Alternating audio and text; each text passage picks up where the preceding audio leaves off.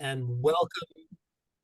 Good afternoon and welcome to one and all. We are just delighted to welcome so many of our friends and supporters to the first of what we expect will be a long series of talking about Shakespeare with our friends and colleagues. I'm Dan Rabinowitz, the host of today's program.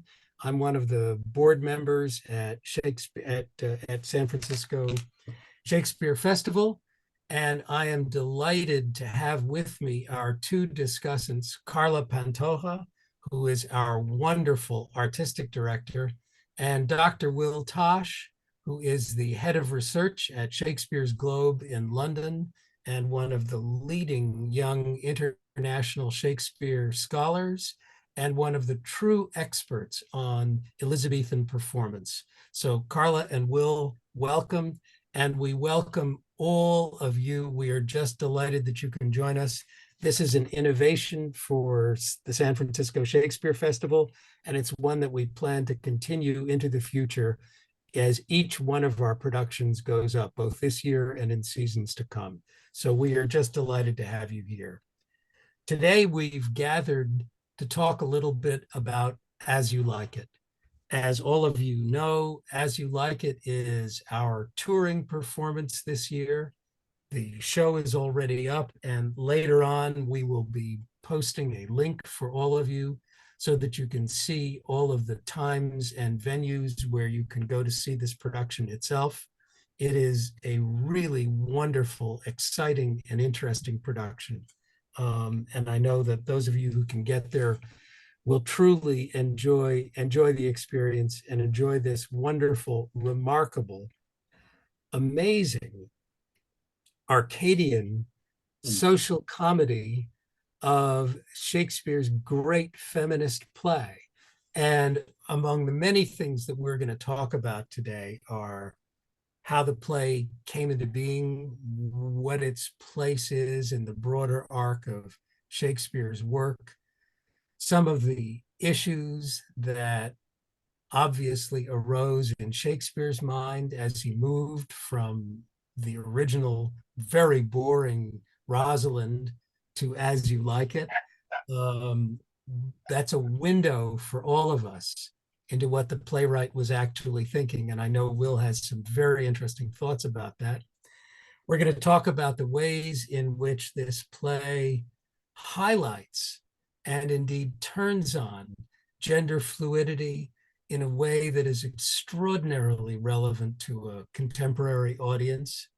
And then we're going to talk a little bit about some of the ideas, some of the social ideas and commentary that are embedded in this dichotomy that the play sets up between court life and Arcadian life in the Forest of Arden. And then we've got a couple of surprise things that we want to talk about later on, and I'm going to hold those until we get there. But Will, with your permission, let's start with you. And can you help us a little bit by helping to put this play into the context of Shakespeare's broader canon? Where and when does it come into being? How is it first performed? Help us out. Take us back to 1599 or 1600. With great pleasure, Dan. Thank you. Hello, everyone. Thank you so much for having me. It's a real joy to be with you and to imagine that it's noon rather than a kind of slightly glowering 7 o'clock as it is in London. I'm still getting over the shock of Dan saying I was young, so I'm just going to kind of sit with that for a second. So As You Like It it comes at a really interesting point in Shakespeare's writing career. So, unlike quite a lot of his plays, we can pin down a date of composition for this play relatively accurately. So we're 99% certain it's not written in 1598, when a list of Shakespeare's plays is published by a writer called Francis Mears, and he kind of checks off a dozen of Shakespeare's plays as well as some of his published poetry to say they're really, really good.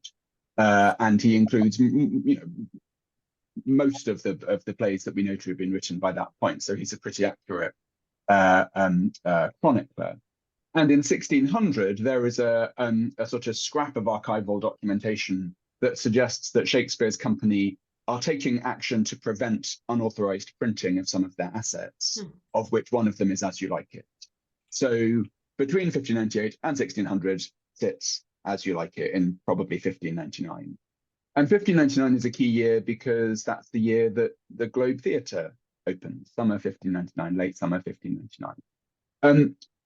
So almost certainly As You Like It is one of what is either written for the sort of opening Globe, or it receives lots of its early performances in the brand new Globe Theatre, which is built by Shakespeare's company on Bankside in London, famously using some of the materials from their former playhouse, the theatre, which they'd torn down the previous year. So it sort of marks a kind of sort of point of transition for Shakespeare. He's becoming a much more established business person. He's tied up in a much more kind of meaningful way with, I was going to say the bricks and mortar. Obviously, it's not bricks and mortar. It's like wood and plaster and thatch. But in the sort of physical reality of his playhouse, and he's offering a much more sort of substantial comic tone. Unlike, as I'm sure we'll talk about this, but there are lots of overlaps and similarities between As You Like It and some of his earlier comedies, but also quite a lot of differences as well. And one of those differences is length. It's a very long play. Another is the substantialness of the leading role. Rosalind is a really substantial, big role. The most substantial female role in terms of lines Shakespeare writes. One of the most substantial in his canon. And he's taking a kind of new approach as well in terms of plot. And Carla might want to say more about the sort of the company's approach to this play. And I know the touring production is a wonderful fleet cut, and I entirely support that because not a huge amount happens in As You Like It. And Shakespeare is really kind of exploring a kind of dramaturgy of place and tone and wit, perhaps more than he was exploring a dramaturgy of incessant plot in some of his earlier comedies. So with that as background, Carla, can I ask you to comment? I know you and Sydney Schwint, the great director of this play, have been working hard on sort of how are you conceptualizing this production? And can you share with us some of the thoughts that you and Sydney have been working with in terms of what we're approaching in the San Francisco Shakes production of As You Like It? And then we'll swing back to Will with a bunch of follow-ups on some of the very interesting comments he's just made. Can do. Hello, good afternoon, good evening for folks joining us from all over, including Will at 7 o'clock at night. Thank you so much for joining us. I'm zooming in from the land of the Shasta, Takelma, and Latgawa people, otherwise known as Ashland, Oregon. I am in the conference room of the rehearsal hall at the Oregon Shakespeare Festival where I'm working. Some folks have called this the unofficial satellite office of SF Shakes. So hence the stuff behind me. Yeah, I have to say I give all credit to Sydney Schwint and assistant director Katia Rivera. Sydney had this great idea of building on what you were talking about, Will, was the juxtaposition of the country life versus the city life. What are the structure of city life and how they are able to let that go when they go into the country, and what is Rosalind's true self. We have a lot of great questions that came in, and some of those questions are about Rosalind. And as what I love this question: what is the real Rosalind? Is it the Rosalind from the city, or is it the Rosalind who is in the country, portrayed as Ganymede? And so that's something that Sydney was exploring, is when folks leave the oppressiveness and the structure of the city and go out to the country, are they able to be their true selves? Are they able to breathe? Is there an expansiveness there?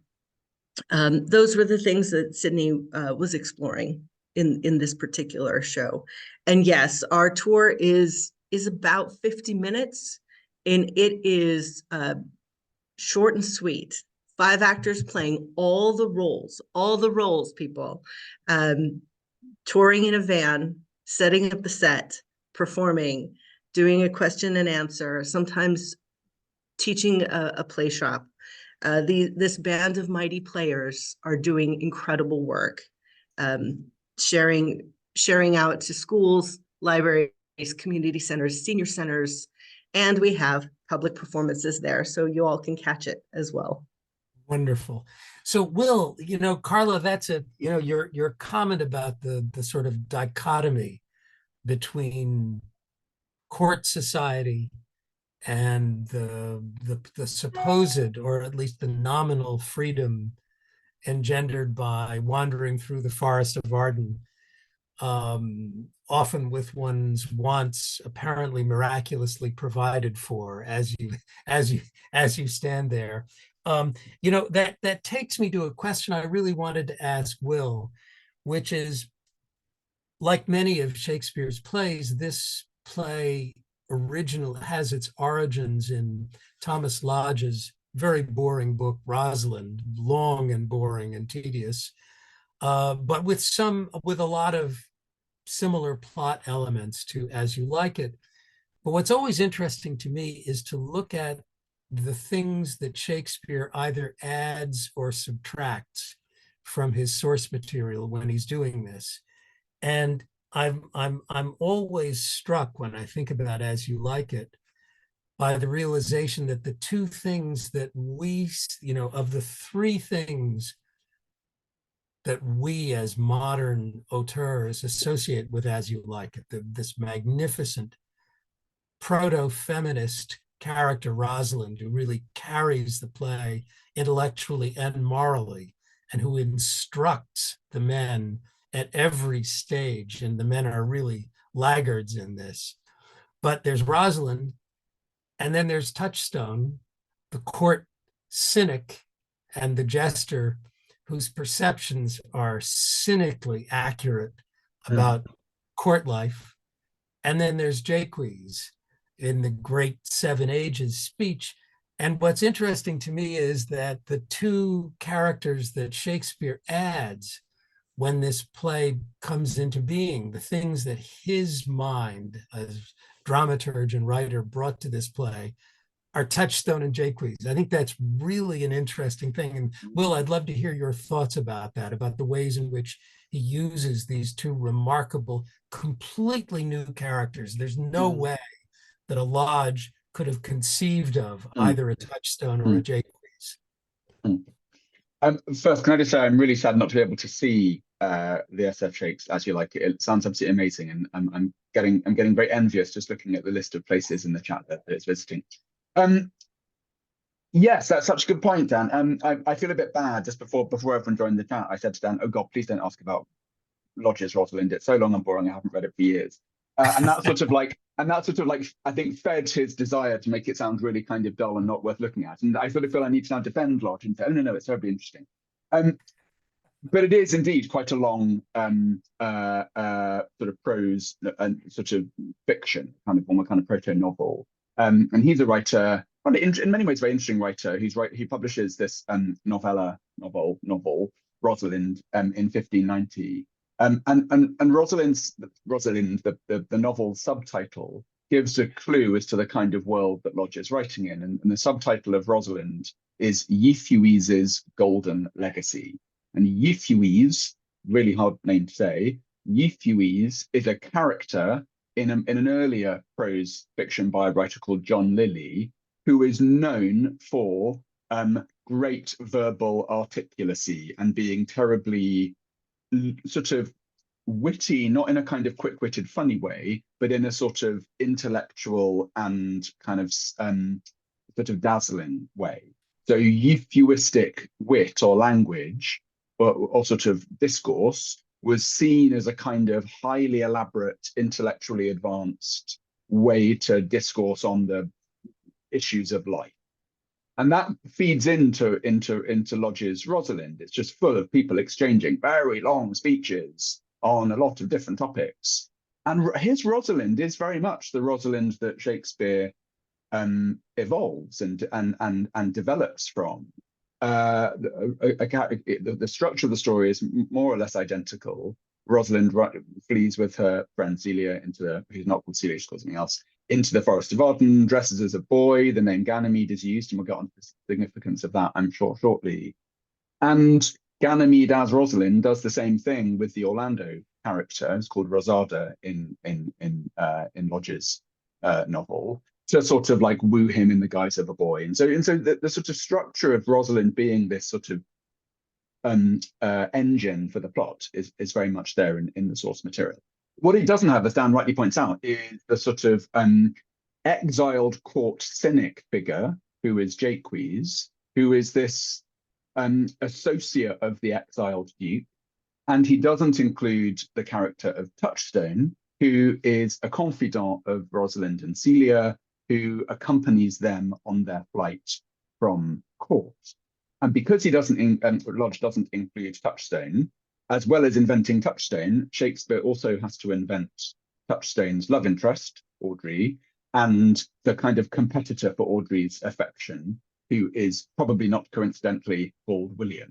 So there's a sort of whole other kind of sort of subplot that goes on with them. Now, Touchstone is interesting. He's in the sort of mode or the mold of the Shakespearean or the early modern clown. He is in fact a clown. He's a court jester. That is his sort of job as well as his dramatic function. But he is different in certain quite important ways from the kind of raucously comic characters who have come before. Something like sort of Lancelot Lance in Merchant and in Two Gentlemen of Verona. Touchstone is a much more, try not to use the phrase wordy or the word wordy, because I don't really mean that, but he's a much more intellectual clown. His jokes, although often funny and can be made to be very funny theatrically, lodge themselves in a sort of quick-wittedness, and we might see some sort of strains of the euphuistic kind of line coming out in Touchstone. But I think primarily the thing that's motivating the creation of Touchstone for Shakespeare in 1599 is the arrival into his theatre company of a new comic actor who takes the clown roles, who is called Robert Armin. And we don't know precisely when he gets taken on as a member of the Lord Chamberlain's men, but it's around then. And he's the figure who kind of originates, if that's the word that we should use for the emergence of character at this time. But he originates Touchstone, he originates Feste in Twelfth Night, he originates the Fool in King Lear. So these sorts of figures that are not just disruptive and funny, but also kind of like weirdly oracular and sort of like, I mean, perhaps less so for Touchstone, but the Armin Fool becomes a much more sort of knowing, almost sinister comic figure. I think we see that emerging definitely in Touchstone. Jaques is really interesting because he's not strictly speaking a clown part, but you can absolutely see Shakespeare playing and being interested in the structural parallelism between Jaques and Touchstone, and the points at which they rub up against each other never very happily. So he's doing something in terms of experimenting with that wordy, intellectually ambitious, one might say quietly, too clever by half kind of approach to a funny guy. So I think that's what's happening with Touchstone. It's his first pass at a comedic type that he's going to get not so much better, but he's going to get more sophisticated at putting into a play in later works. You know, it's so interesting that you mentioned this, Will, because I was gonna ask whether we knew when Will Kemp left the company to do his jig, and to ask whether Armin had arrived for this role, because I sort of, I like you, I see Armin in Touchstone. I see him in Feste totally, and in the darker, greater Fool and Lear. So it's a slightly chicken and egg situation. No one really knows, and they know that it's around this time. It's sort of by 1600, definitely, that Armin is around. and it's slightly people sort of get to the conclusion they want by looking at the plays in whatever way they choose to look at them. So I mean, I certainly agree with you, but I would definitely read Touchstone as the Armin type fool. Yes. You could probably find a Shakespearean who'll go, no, you see, this is why Kemp left, because he didn't want to play that kind of part. So I mean, so you could probably cut it either way. I think it makes more sense creatively to see it as the first pass at a time. Will, can I ask you just from the heart? There is, I'm sure you're aware, and Carla certainly knows this as both a director and a player, there is this wonderful traditional vision that of the roles in As You Like It. Shakespeare would have played old Adam as the servant of golden antique times. Is there any scholarly support for this idea, or is this simply a conceit that makes us all feel better about Shakespeare as player as well as dramaturge? Well, there isn't really. The reason people say it is that there is a not particularly robust or trustworthy second-hand account later in the 17th century about someone who alleged or claimed to know Shakespeare or to have seen him on stage. And what they report was that they remember seeing him be carried on someone's back. Mm. That's not bad. That's not bad. It's not bad, but they don't mention As You Like It. And there are other, so there's a famous classical example of someone being carried. So Anchises from the ruins of Troy carries his father on it. So there's a kind of it's like a sort of dramatic meme, like there are other plays where that happens. And also he's not a very trustworthy person. It's possible. It sort of perhaps seems more likely that he played William, which doesn't actually rule out him also playing Adam, because Adam's dead or kind of gone by that point. Yes, it's possible. I would point out that he is 35 when As You Like It first appears. So if he is playing Adam, it's not because he's like naturally given to playing very elderly parts. If he is, he's doing it as even younger than me, as a young actor, taking on these roles. So he acts in his own work. It is perfectly possible that he plays Adam, but other than that one not massively persuasive reference, we don't really have any. So, Will, one of the things that Carla and Will and I were talking about when we were when we were brainstorming about this, what some of the things we wanted to share with our friends online. One of the things that we were talking about was the question of dress and this kind of interaction between what to us feels like a profound oddity, which is that in an Elizabethan performance, in the performance of this, we have a boy playing a girl, playing a boy in this, and that the differentiators as you move forward in this have to be in some measure costuming and dress. I mean, it is the invitation to the audience's willed suspension of disbelief that Orlando can't recognize Rosalind because she's dressed up as a boy, Ganymede, and calls herself Ganymede. An obvious suspension of disbelief, even for an Elizabethan audience, even with that costume change. But,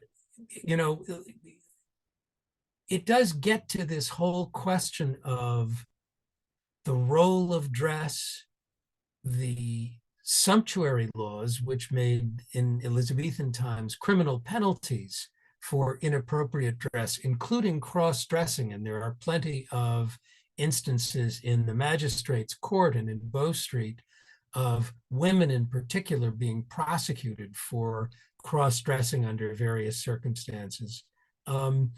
But let's talk a little bit, Will, if you can, about this question of dress and the way in which it's kind of an emblem for us of the gender fluidity that seems baked into this production. I'm glad you asked this question. So it's a topic that I've been working on for some time, and I have a book coming out in the US in September. Yes, That yes, that yes, looks yes. certainly for quite a lot of it is thinking about the boy acting convention. It's called Straight Acting: The Many Queer Lives of William Shakespeare. And it's not. In America, it's called Straight Acting: The Hidden Queer Lives of William Shakespeare. I got my own Excellent. title wrong.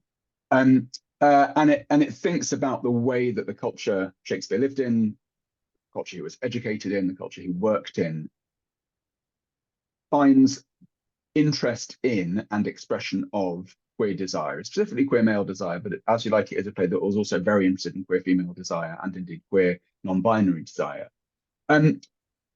What's interesting about what's going on stage, and Dan sort of really helpfully picked up by thinking about the idea of sort of suspension of disbelief, that a nobleman and her cousin who dress as something other than they are. Rosalind dresses as Ganymede, and Celia dresses as a sort of poor woman called Aliana, are instantly invisible to the people who know them well, as to their true selves, which obviously takes a little bit of a kind of leap.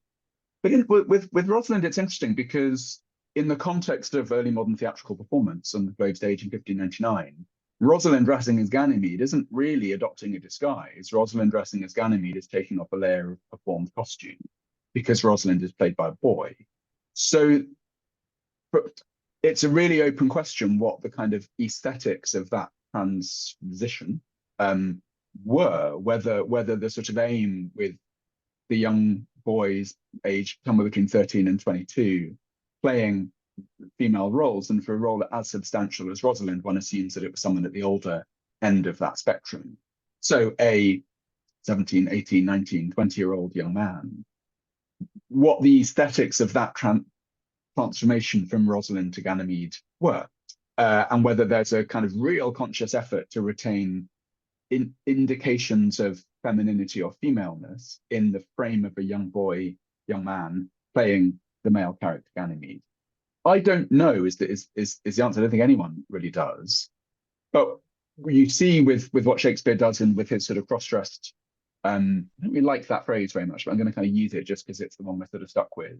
But his cross-dressed female characters in previous plays and subsequent plays, and indeed the same kind of dramatic choice by other dramatists. And there are well over 70 instances in the early modern dramatic canon of female characters dressing as boys or men on stage. So it's a thing that dramatists and audiences really clicked with. What Shakespeare is doing, and I think what other playwrights are doing as well, is really sort of pressing on and engaging with the idea that audiences see both layers, or all the layers. So that when an audience is watching an early modern play where the female characters don't cross-dress, there is still some awareness, and lots of plays exhibit some awareness that there is a male body or a young male body underneath that female character, through puns, through jokes, things like that. When the character dresses as a boy, the audience is being asked to see several things. They're being asked to see and acknowledge that the actor is male. They're being asked to see and acknowledge that the character is female, but also assuming a male guise. So already you've got really quite a sophisticated understanding of gender and performance, and the layering that might, and the sort of layers of erotic meaning as well that might come when that takes place on a stage surrounded by several thousand people. And in As You Like It, Shakespeare really sort of ascends to a kind of mastery in how he handles all of those multiple layers. And he does that partly through Rosalind's behavior in the play, and the way she co-opts the world around her to her will, the way she takes the kind of lead in seducing Orlando, and effects and facilitates the most astonishing kind of queer wedding on stage in Arden, where Rosalind as Ganymede grabs Orlando's hand and is like, right, say the words, you are marrying me right now. And we know that this scene is regarded as sort of striking, and certainly something that is out of the ordinary. Because after Rosalind has done that, Rosalind as Ganymede marrying Orlando, her friend Celia goes, "What did you just do?" That was insane. She is really thrown by it and has a real problem with it. So it's all kind of going on in the play, and I'm sure we can unpack some more about what happens in terms of the plot. But I suspect this is a bit of the play that has not survived the tour cut, and I don't blame you for a second. But I would encourage you to look at Rosalind's epilogue to As You Like It. It's unusual, given that the very few epilogues in early modern drama spoken by a female character. But it's also the only point really in Shakespeare's writing life that he is really upfront about those multiple layers in operation within the female character played by a boy. Because Rosalind's own invitation to the audience in that epilogue is to regard her, or perhaps regard them, is a better way to describe Rosalind at this point, as a character who is flexibly male and female, flexibly kind of erotically available to anyone in the house. Because the character at that point is reaching out to the audience and saying, oh, I can see that, you love her and she loves you, and I'm interested in that, and I can kind of be involved in this whole transaction. And offers to sort of, it's sort of both kind of compelling, but also quite kind of seedy, because the character is sort of saying, I'm kind of available to any of you. And it's an odd moment, and one that Shakespeare actually doesn't really pursue in elsewhere, not quite so overtly, but he is definitely interested in those kind of multiply arousing possibilities, I think, offered by the character of Rosalind, dressed by a boy, presenting as a boy, going back to a woman, and then appearing on stage as sort of utterly omniflexible in the closing moments of the play. And there's this interesting duality. Even the choice of the name Ganymede as being the youth so beautiful that Zeus stole him away for his own sexual use is in Shakespeare, of course, knew that and in choosing that name. But it's also I agree with you, Will, very much that the fact that this is the only epilogue in Shakespeare which is spoken by a woman, that is to say, a boy who has just played a man and a woman and is now playing a woman again in the epilogue. Harold Bloom, with whom I often disagree, but with whom I sometimes agree, was a deep critic of this, has often made the observation that epilogue is the most direct moment in all of the canon of Shakespeare speaking directly to us, of the dramaturge shedding all of the veils and speaking directly to us. And I love your idea of the sort of multiplicity of erotic attraction that's embedded in the epilogue. I've always believed that the epilogue is the way that teaches us that as you like it, the you means women, and that is in fact the way this play can be deeply understood. This extraordinary character of Rosalind. So I want to ask a couple of we do very much want to allow time for questions and comments and brickbats as well from all of our friends and colleagues on the screen. But there's a question that I want to put to Will, because it is really one that I find deeply striking about this play. And all of you will remember the great Christopher Marlowe, whose star was ascendant far earlier than Shakespeare, who was the shining star in many ways of the early Elizabethan theater, who was an exact contemporary of Shakespeare, both born in 1564, both born in provincial towns, both born to families in trade. Marlowe's father was a cobbler, Shakespeare's was a glover and widower.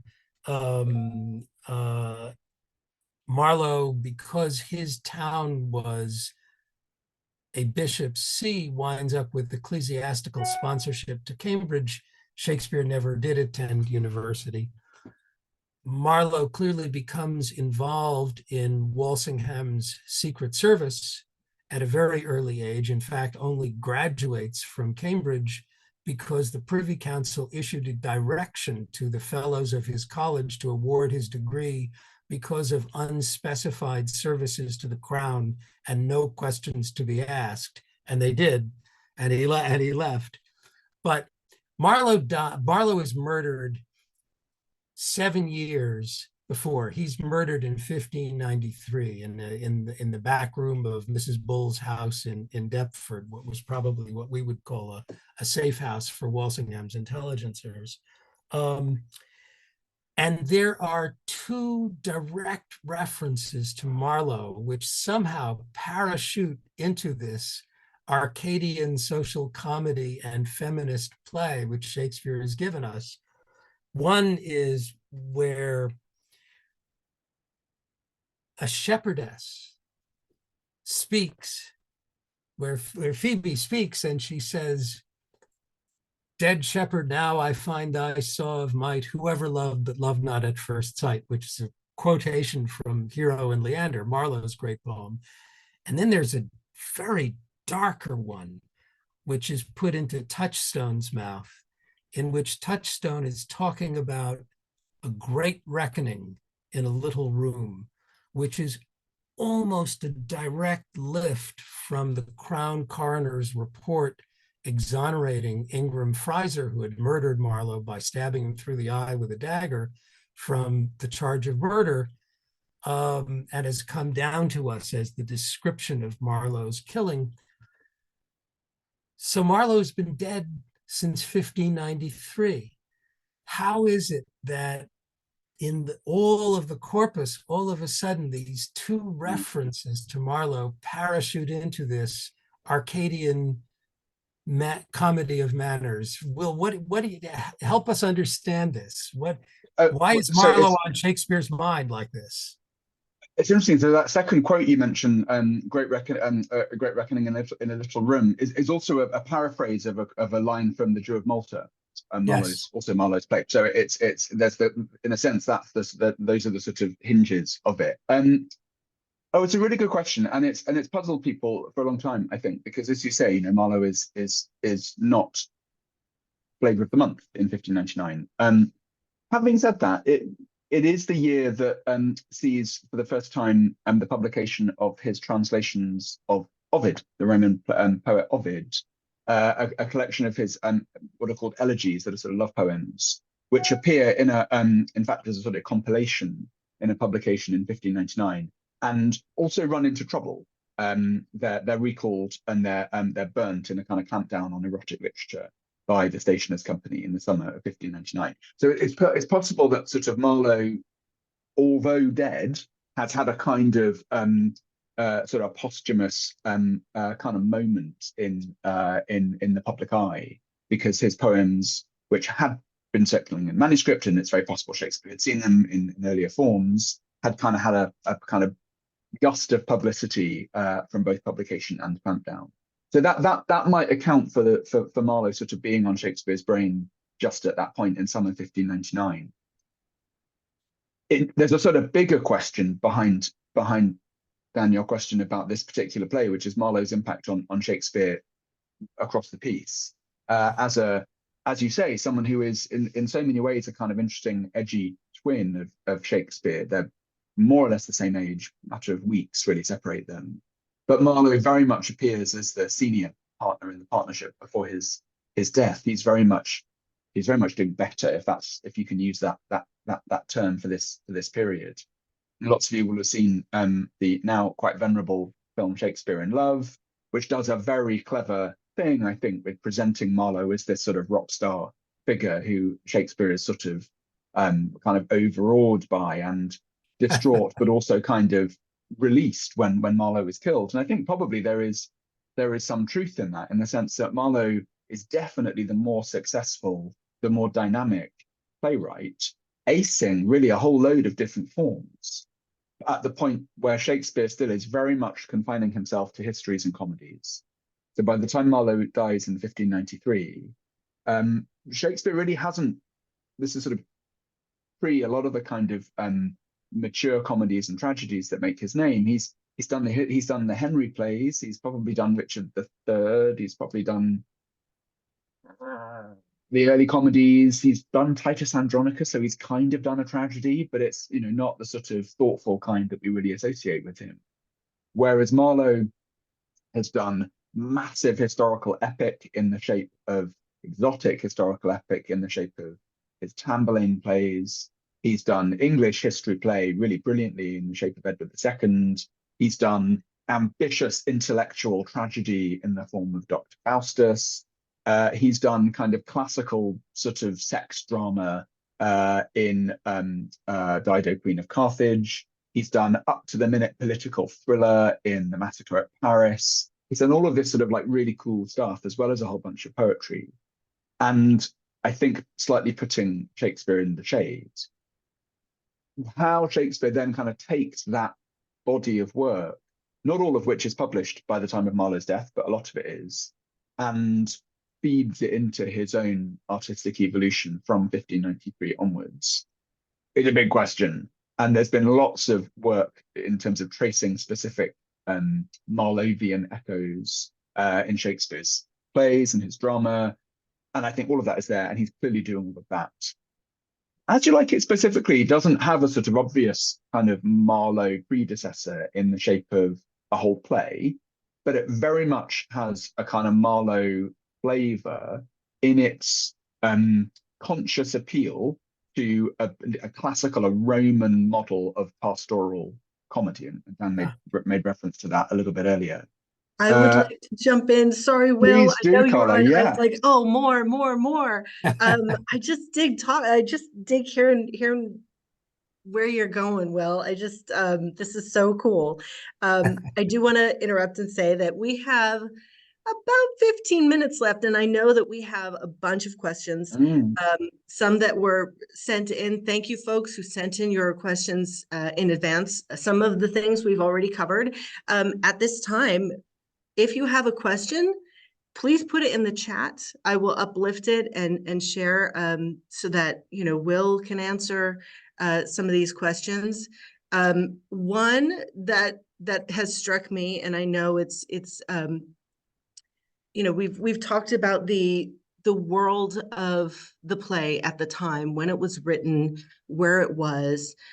We all know that there was bear baiting in the area during certain parts of shows. Obviously, you know, we have that connection to The Winter's Tale, which there's a no, here it is. There it is. You got it. Exited, pursued by bear. One of the questions, while folks are asking questions in the chat, I'm going to ask questions that came in advance. One of the questions was, what about that wrestling scene with Charles the Wrestler? Like, did we have a you know, was it staged? Was it a side act that, because like the Bears, what is that? Carla, I need to ask you, what wrestling is not staged? If you think WWF as a fight is a real director, sport, I'm gonna have to agree with you, Will. Oh, yeah. Absolutely. Come on. It's really interesting, isn't it?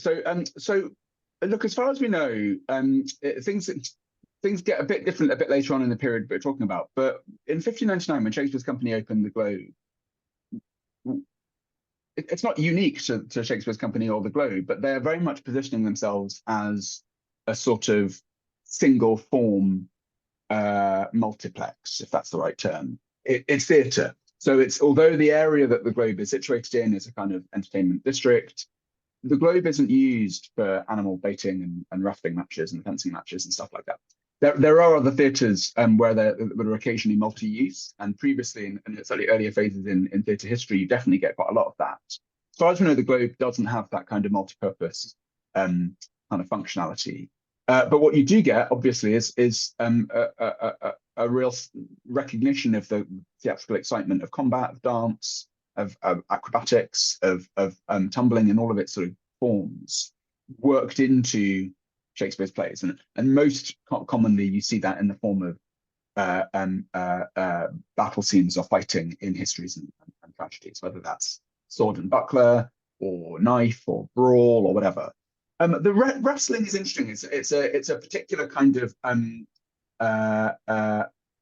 it's a sport that has this sort of interesting kind of courtly but also not courtly quality. So it's actually regarded as quite kind of populist and quite low class, but with occasional very elite practitioners of the art. So, for example, Henry VIII, Queen Elizabeth's father, as a youth, is this sort of champion wrestler and loves challenging kind of random courtiers to wrestling matches, which he always wins.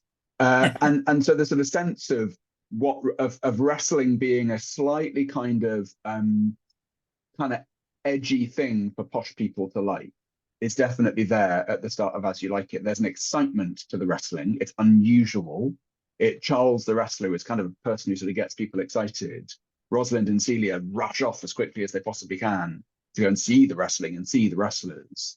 And there's a great deal of sort of excitement about the sort of what happens in it. And in fact, in the much maligned Rosalind by Thomas Lodge, that whole match is sort of much bigger. And he describes, and 3 courtiers being killed in the wrestling match. It's this sort of very kind of violent thing, which Shakespeare really sort of dials back.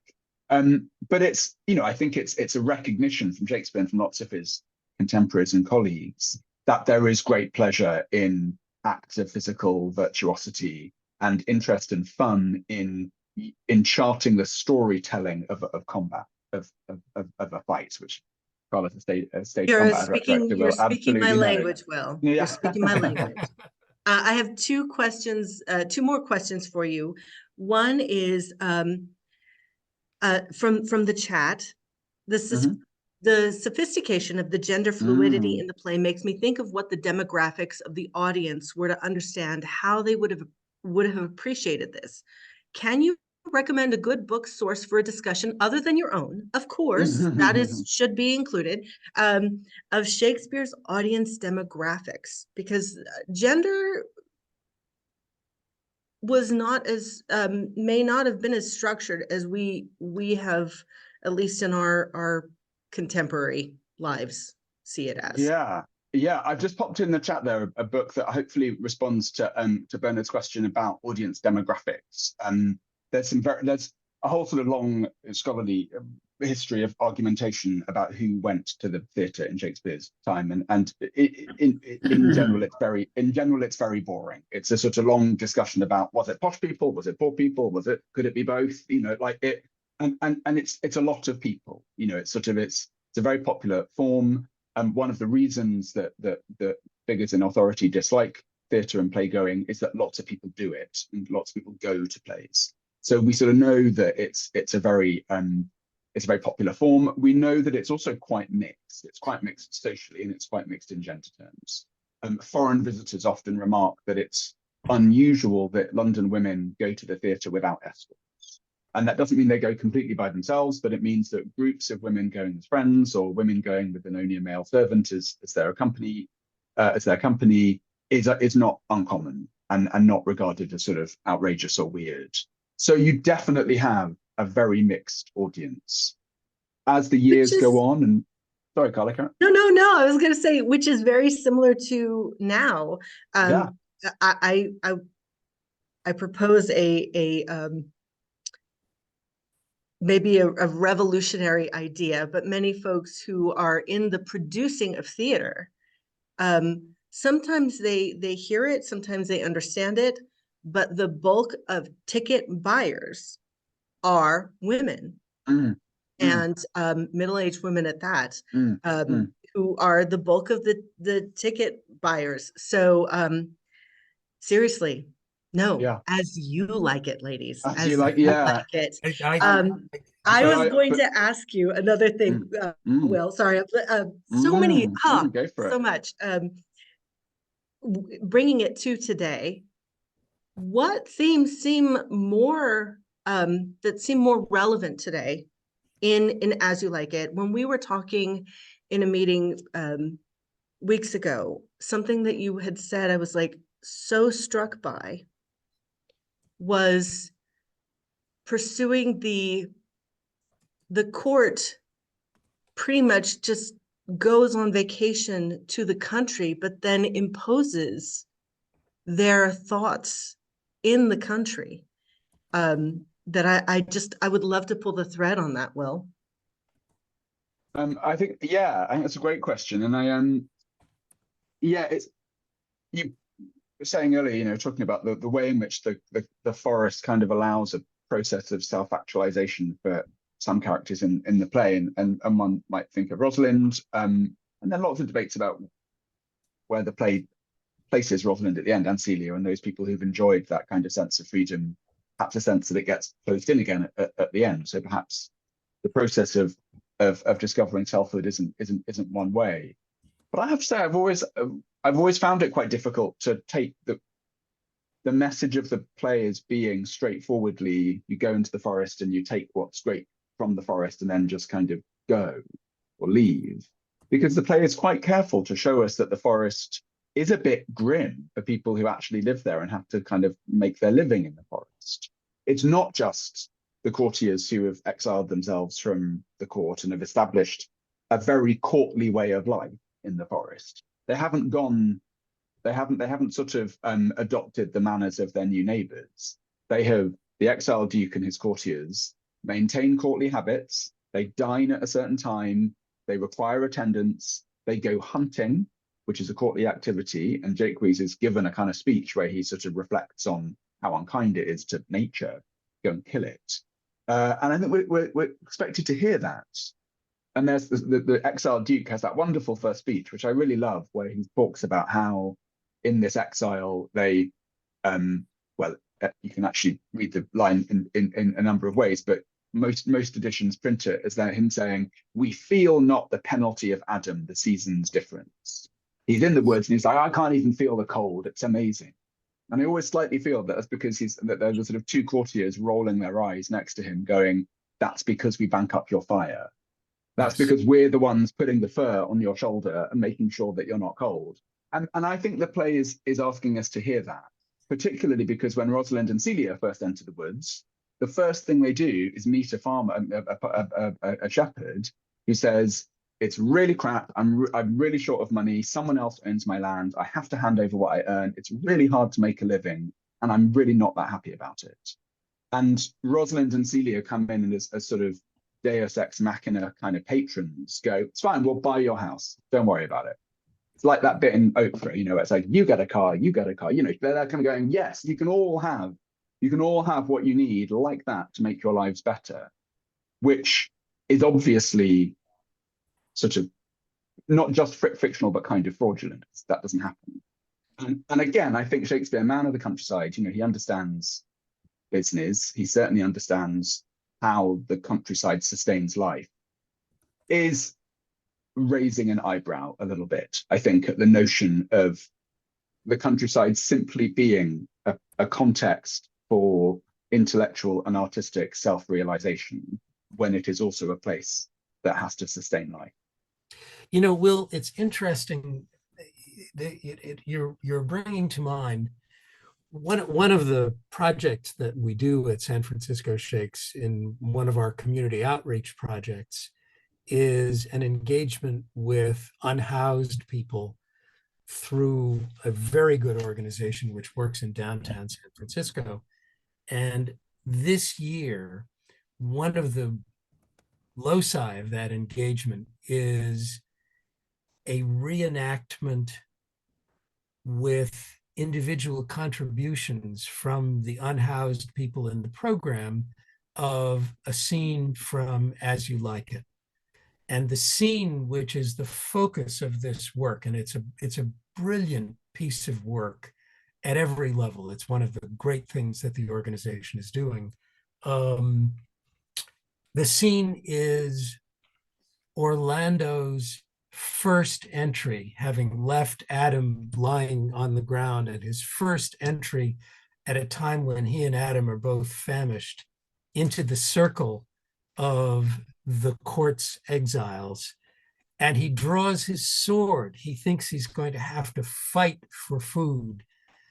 And they reassure him, and there is a kind of a fairly obvious sort of moral lesson about how he's mistaken, and in fact this in Arden can be a better world even than that in the court.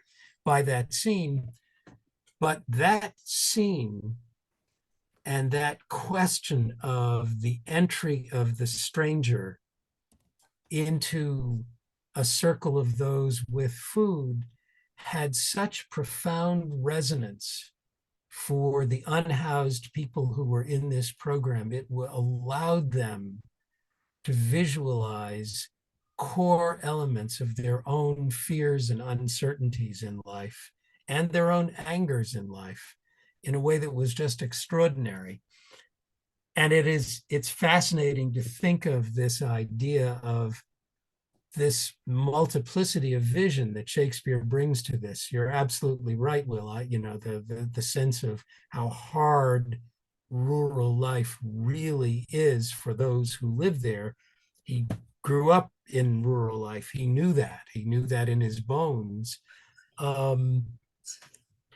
And this sense of courtly largesse and courtly noblesse oblige, but also this sense of the possibility of moral development outside the rigid constraints of the court and the rigid social conventions of the court. It's a fascinating moment in the play, which really speaks to exactly what you and Carla were discussing. And I just wanted to share, because many of the people on the Zoom probably will not have the opportunity to see these little performance-lets, which we do in our engagement with this agency helping the unhoused, how powerful a moment that really is, and how deep the tension between different moral perspectives really is in this one little scene. Yeah, I think it speaks to the humanity that really, for me personally, uplifts the universality of the themes of Shakespeare, that he has in this plays. Of the humanity is when folks are hungry and without, there's a need. And how are folks connecting with characters and with each other and going to see the theater? It's a lovely thing. I do want to bring up, it is 12:59 here. Yes. in the West Coast, I should say, because I'm not in California at this moment. Will, it has been such a great pleasure to have you here. I'm so grateful for you to be able to have this wonderful conversation. And Dan, thank you so much for hosting this and having these great questions. Let's have a round of applause for Will and Carla. Internet applause. Thank all of you for coming. We're just delighted, and stay tuned. There are more to come. We're going to keep this show on the road this year and in years to come. Thank you very much.